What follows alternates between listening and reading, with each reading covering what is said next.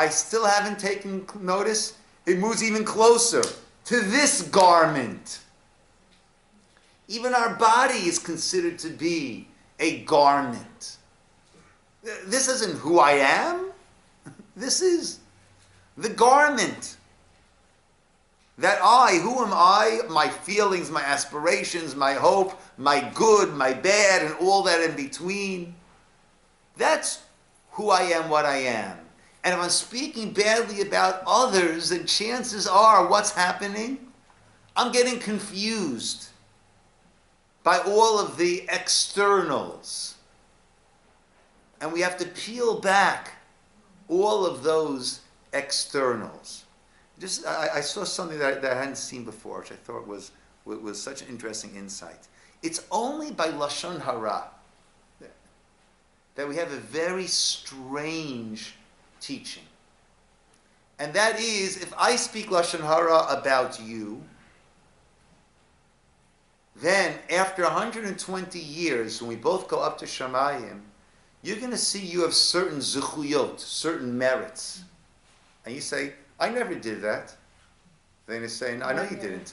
But Siner did, and he spoke badly about you, so you got some of his merits. And I'm going to see certain things on the long list of things that I did wrong. I'm going to see some things that I didn't do that. I didn't do that. I know you didn't. But you spoke badly about so-and-so. And you got their chiyuvim. Why?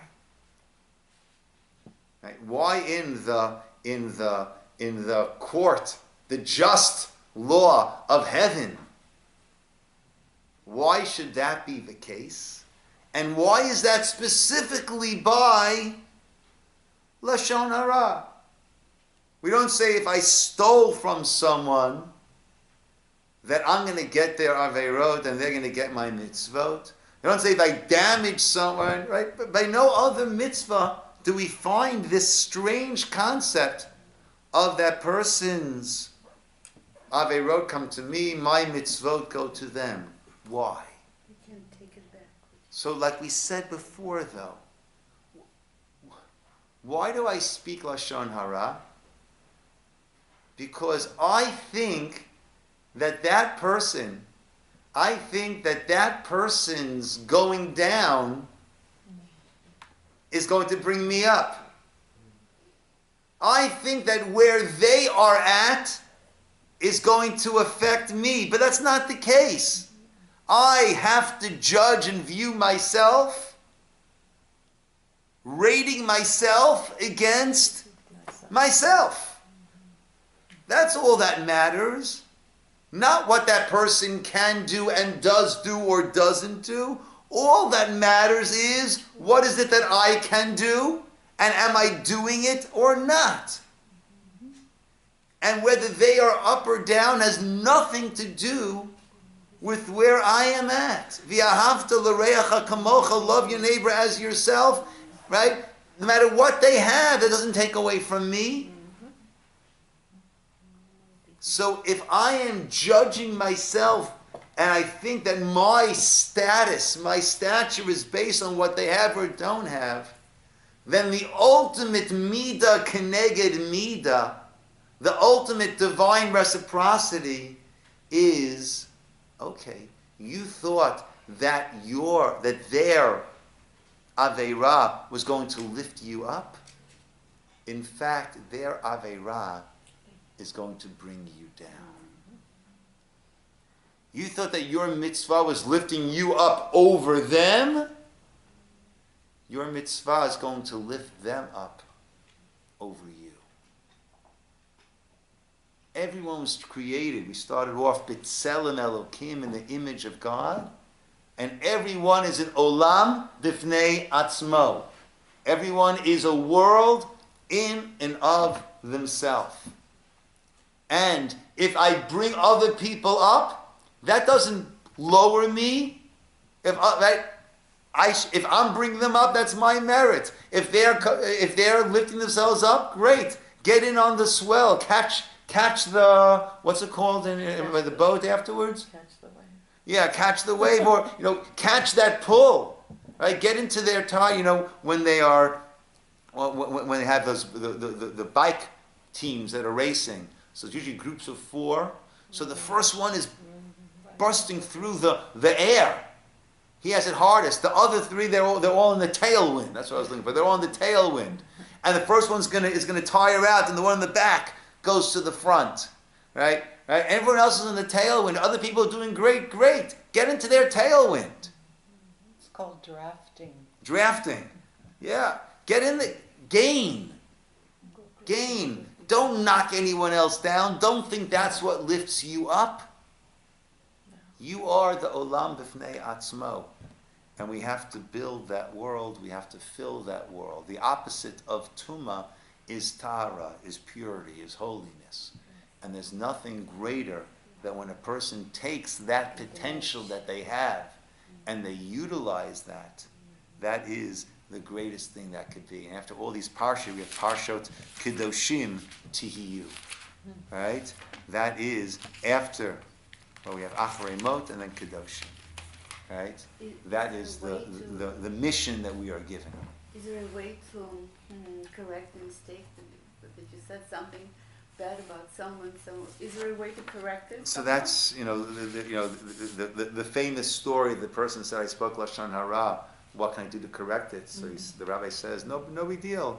Take a pillow, go up to the mountain, right, and cut it open and shake out all the feathers." I did it. I said, "Okay, now I'm good." No, now gather it all, right? Right. So we have to try our best. Right? We have to realize, especially in our internet world, right, where once you hit that send button, once you hit that enter button, it's out there, right? And as Zuckerberg testified on Capitol Hill, right, there's no telling what happens after that, right? Where things go with all this.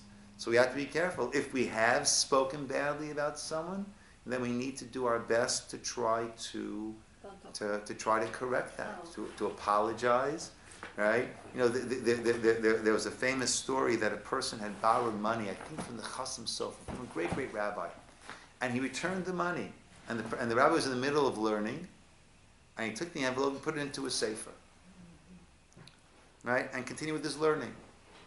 The next few days later, he looks at his ledger. And he sees this person had borrowed money and hasn't paid it back. He calls him in. He said, "Rabbi, I paid it back." "You paid it back? I don't remember you paying it back." "Rabbi, I paid it back." Right? So what's the halacha? The halacha is that he needs to swear that he paid it back, and then he's off the hook. So he did. Right? This was a simple tailor. At that point, who's going to believe the tailor against the rabbi? And to make it worse, he swore. So not only is he stealing from the rabbis, for the rabbi's gemach, the rabbi's free loan, but then he's swearing about it. Right? He lost all of his business. Right? His life was in shambles.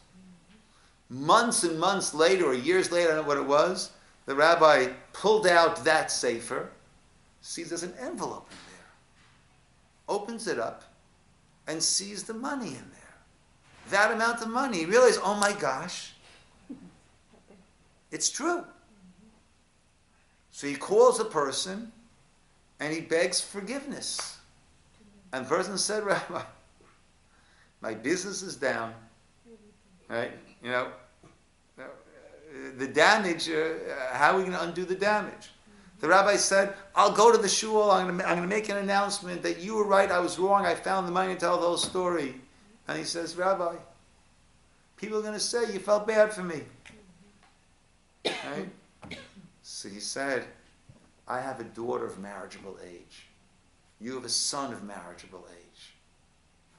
Let's make a shidduch."